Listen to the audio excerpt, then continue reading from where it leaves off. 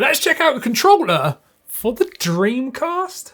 That's right, this is the Retro Fighters D6 wireless gamepad. This is a fighting gamepad for the original Dreamcast, but it can be used on the Nintendo Switch and on PC as well, so don't worry for all you emulating people and just general fighting game people that want a 6-button layout pad. Got a load of information on the back as well. Let's just go over it really quickly. 6-button fighting style gamepad, and it does have Kailh mechanical switches inside. We've got a 2.4 gigahertz low latency connection via USB or the receiver, so it actually comes with a dongle, or you can just wired plug it in. We can swap over the C and Z button to mirror L and R on the Dreamcast. It's got integrated rumble or vibration, and it's even compatible with VMU's 4X and 8-bit mods VMU Pro in 2025. So let's check out what we get inside the box. This is what we get here.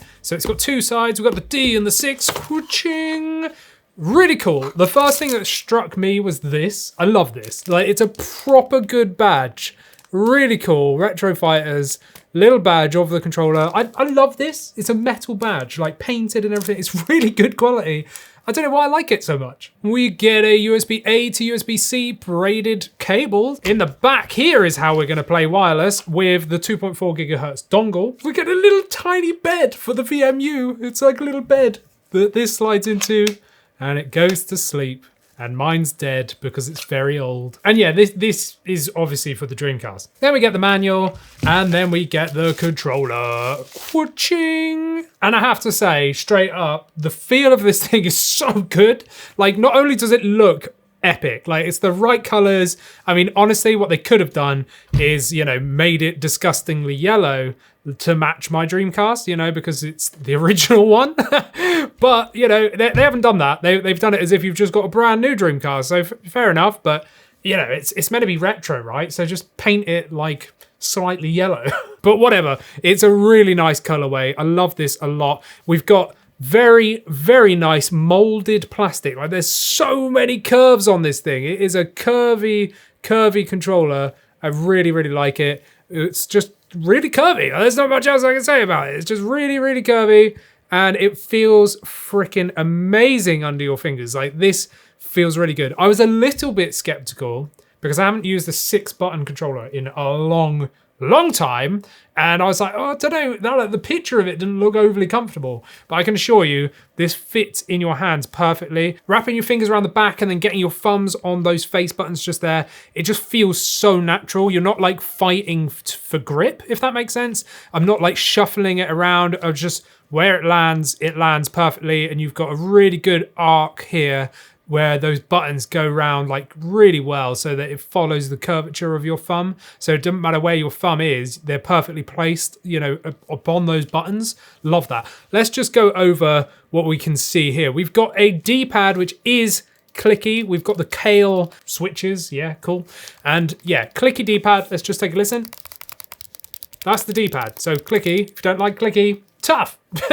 Basically, we've got clicky face buttons, because they also feature the Kailh switches, which I personally love mechanical switches because they're just instant actuation, very quick to like come back to place, if that makes sense. Like, the D-bounce is really, really low, so quick actuation, and they return really fast, and it just means you can get really good spam on it, you know, and that's exactly what you want on a fighting game controller, because you want it to input as fast as you possibly can and have it return to the starting position as fast as possible. And personally, I have a preference for mechanical over membrane. I feel membrane is just a bit mushy. You know, I just prefer mechanical, so I'm really glad that they've done that. We've got A, X, Y, B, and then we've got Z and C here. So yeah, you've got two options there. You've got Z and C mirroring L and R, or if you're in X input mode, which is how I've been using this, then L and R actually mirror LT and RT, whilst Z and C mirror L and R. Then we've got plus and minus. We've got the like home button just here, which is how you can change through different input modes as well. And the lights reflect your input mode.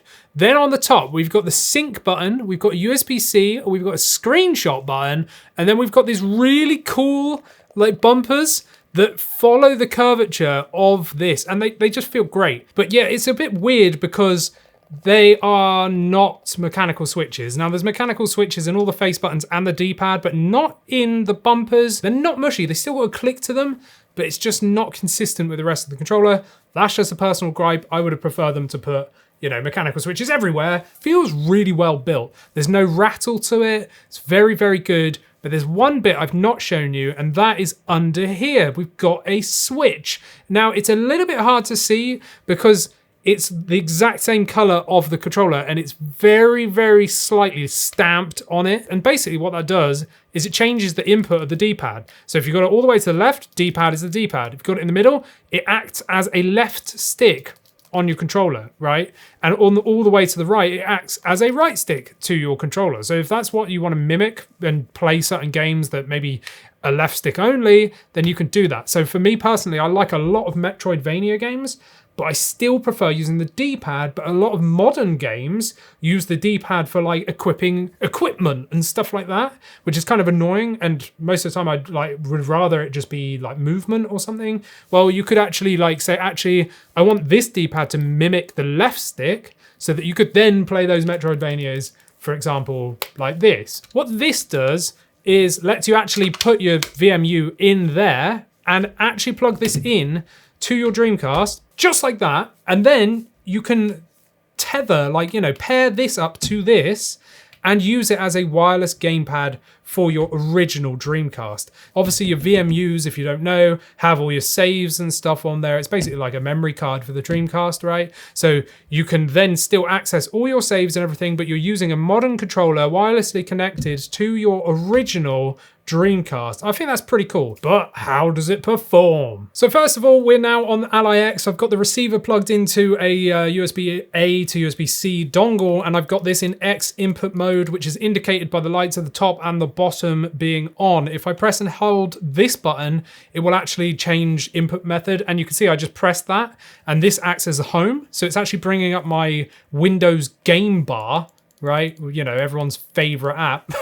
Yeah, so that's what this acts as. I'm sure you'll be able to set it up as like the Steam button if you were playing Steam, but let's jump into Mortal Kombat. So now we're in Mortal Kombat just here, and yeah, let's give it a go. There is a couple things I'm going to say straight off the bat that I've noticed that I had to get used to with this controller, and that was jumping diagonally.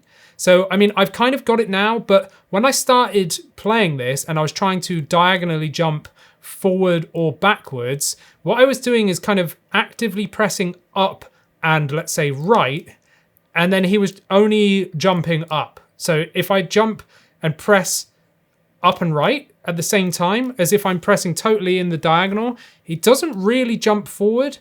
And what I found to actually get him to jump forward is instead of pushing up and right, kind of push right and up. Does that make any sense? So do you see now that I can continually jump in the direction that I want, right? But if I press up and to the angle, it doesn't seem to input like very well. So if I just press on all of those sort of three buttons just there, you know, the three input modes, well, there's only two buttons, but do you know what I mean? So if I'm mainly pressing up first, he's just jumping up. Whereas if I press right and to the side, right and like up at an angle. I'm really bad at explaining this, but hopefully you can see in the video what I'm talking about, right? But that is the major concern I had with this controller. That's the first thing I noticed, and I went, oh, why is it not inputting? But it's kind of like, you just kind of got to get used to it.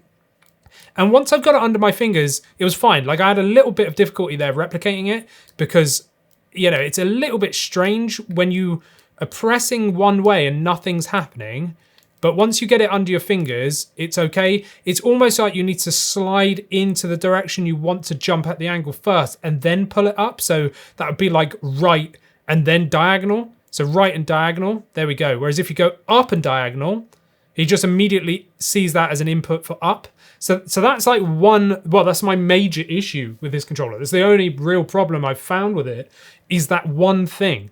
So as soon as you get used to pressing like left and diagonal or right and diagonal, it completely inputs fine. And I think it's just because it's registering the direction first. So if you navigate to or gravitate to pressing up first and then the angle, it's gone, no, you've just inputted up alone, right? Whereas if you go direction and angle, then it's gone, oh yeah, I get what you're trying to do. You're trying to go one way and then up and over. So that is the main concern. But once you get over that, it's okay. And, you know, being Sub-Zero here, doing specials and stuff, it's easy. It does it every time. So if with these moves, it's really simple. These are just like basic moves, right? But down, like diagonal and left, and then X, boom, move. And the same with B. And you've got such a good swoop on this. It's a very concaved D-pad. Very concaved, but it's still floating. So once you've got your thumb in the middle of it, it's very easy to swoosh around this disc and do inputs that way. And because you've got those mechanical switches in there, the inputs are really good. You know, like you can pull off standard combos and stuff very easily. Like that's the one thing I really like about the 6-button layout. And like I said at the beginning, how your thumb moves over this, doing like combos like this, where you've got to slide over buttons to get it to input. Like you can do that so quick. I could just spam this same moveset here, like so easily, because the buttons depress very easily. Like I'm keeping pressure and then rolling into the next button and then the next one without having to like go like that, you know? So boom, they're like just a real swoosh moment. So for all you like fighting game pros, because I'm an absolute noob at fighting games, you know, I know the basics and stuff, but for like real quick players, this is going to come in handy just purely based on how easy it is to input those buttons. Now I said before about the like L and the R and then the Z and the C, right? So this, because I'm on PC and I've got it in X input mode and I've not messed with it, it's just how it is basic. I've got LT here. I've got RT just here, which is going to be my block. And then I've got L, which is Z, and then C, which is R.